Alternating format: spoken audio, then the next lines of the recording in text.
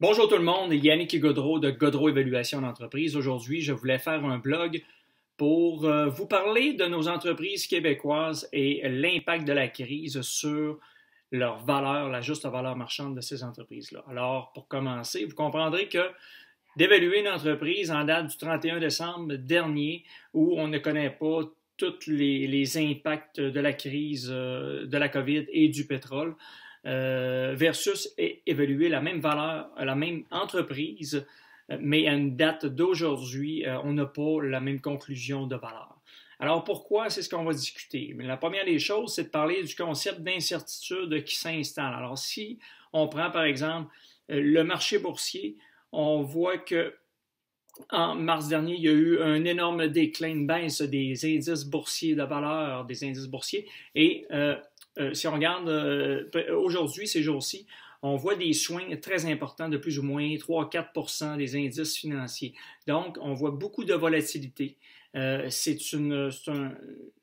fait, c'est une preuve de l'incertitude et des inquiétudes qui se passent dans le marché, dans l'économie en général et au niveau des investisseurs. Alors, au niveau de la population aussi également. Donc, cette incertitude-là, cette volatilité-là, ces inconnus-là, c'est tous des composantes de risque qui s'ajoutent. Et quand on parle de la valorisation d'une entreprise, plus on a de risques et plus on a une perte de valeur. OK? Alors, on va parler plus en détail de cette incertitude-là. Il y a deux notions très importantes que je veux vous parler. Première des choses, le quand. La notion du quand dans cette incertitude-là, c'est qu'on ne sait pas quand on va trouver un remède à la COVID-19. On ne sait pas quand il va y avoir reprise de l'économie. On ne sait pas quand le gouvernement va déconfiner la population. On ne sait pas quand les entreprises vont pouvoir se remettre en marche. Donc, la notion du quand est très importante. Est-ce qu'on parle de 6 mois, 9, 12 mois, 24 mois, voire même plus pour certains secteurs d'activité? Alors, c'est très difficile de prévoir. Il y a beaucoup d'économistes présentement qui établissent des lettres, en fait, des formes sur le marché boursier. Donc, on parle de U-shape, WL, V-shape. Donc, c'est les schémas des marchés boursiers.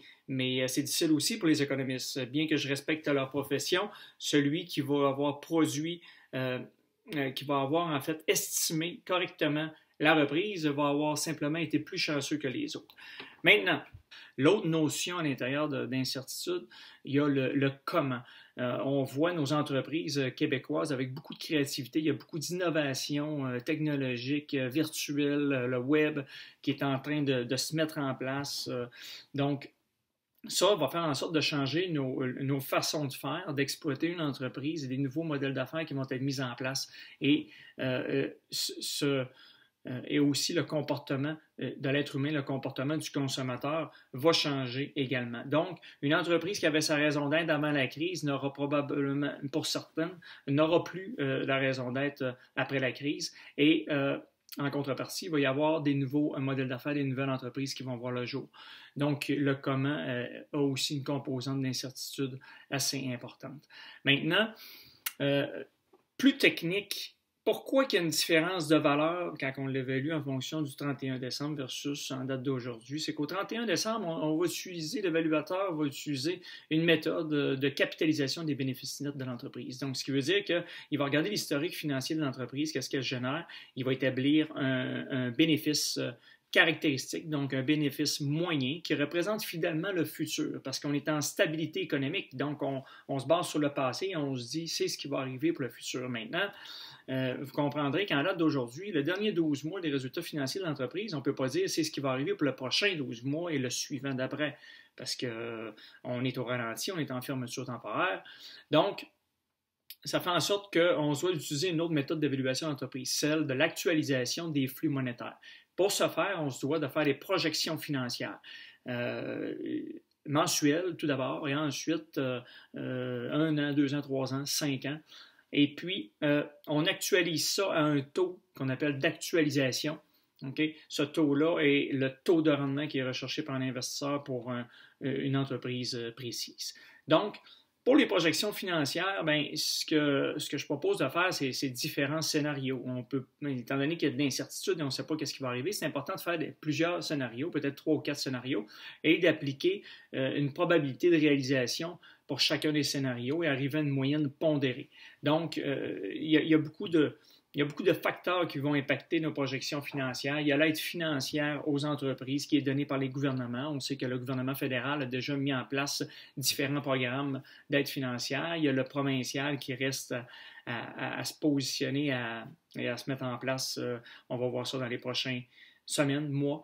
Alors, et ce que je propose aussi, c'est de changer les hypothèses quand même assez. On est en changement d'information qui est très rapide présentement. On est en mouvance. Donc, on se doit de revoir ces scénarios-là sur une base assez régulière parce que ça va changer énormément. L'autre chose au niveau du taux d'actualisation, eh bien, le taux d'actualisation, lui, est composé de toutes les couches de risque. Donc, si on parle de plus d'incertitude, plus de volatilité, on parle de plus de risques et on se doit d'avoir un taux d'actualisation plus élevé qu'à l'habitude. Alors, ce taux d'actualisation-là, moi, je propose qu'il y ait 2 taux d'actualisation. En fait, un pour le court terme, parce qu'il y a énormément d'inconnus à court terme, tandis qu'à long terme, on sait qu'on va revenir quand même à un jour d'avant la crise. Alors, on peut utiliser un différent taux d'actualisation, soit un taux d'actualisation avec moins de risque qui est plus bas.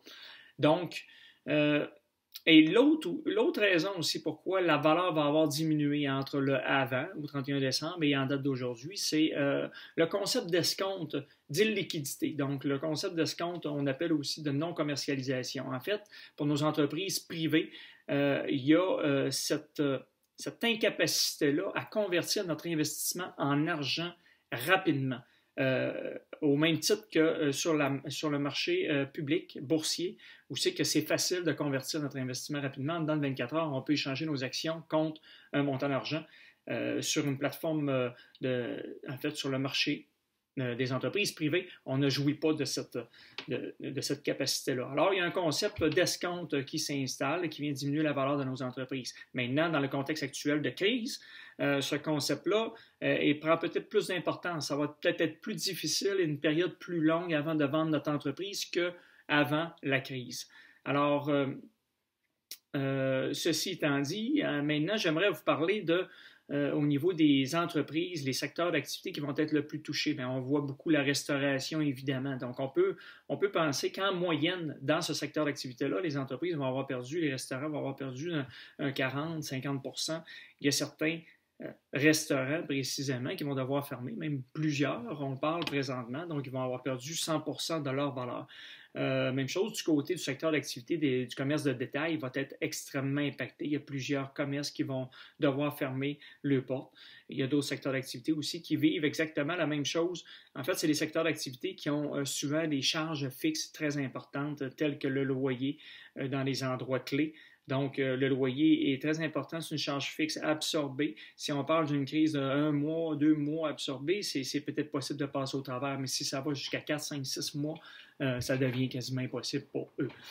D'autres secteurs d'activité, tels que le marché, le secteur d'activité financier, va aussi être impacté, étant donné qu'il va y avoir beaucoup de moyens de mauvaises créances et aussi peu de nouveaux financement qui va être octroyé là, ces jours-ci, étant donné la crise.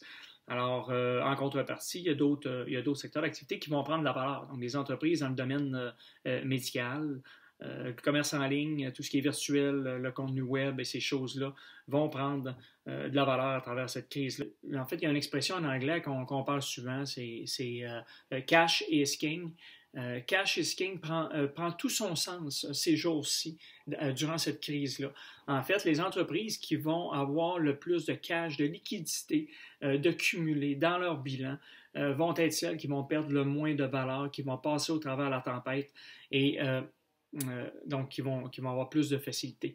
Maintenant, il y a celles qui n'ont peut-être pas de liquidité, mais qui ont une équité. Donc, au bilan, sont capables, ils ont la capacité d'aller chercher du financement additionnel. Bien que les prêts conventionnels semblent être un petit peu sur la glace pour ce qui est des nouvelles demandes de financement, il y a quand même toujours le privé ou d'autres joueurs là, qui peuvent quand même financer là, ces périodes-ci. Et le troisième groupe d'entreprises, ça va être celle qui va avoir énormément de difficultés à passer au travers, celles qui n'ont pas de liquidité d'accumuler et celles qui sont extrêmement leveragées en termes d'endettement, donc qui n'ont pas la capacité d'aller chercher du financement additionnel et eux vont devoir malheureusement fermer leurs portes, mettre la clé dans leur entreprise ou à vendre à des rabais extrêmement importants. Donc voilà, c'est tout pour aujourd'hui et évidemment, j'en profite pour souhaiter bon succès, bonne chance à toutes nos entreprises québécoises à travers cette période plus difficile qu'on vit présentement. Merci.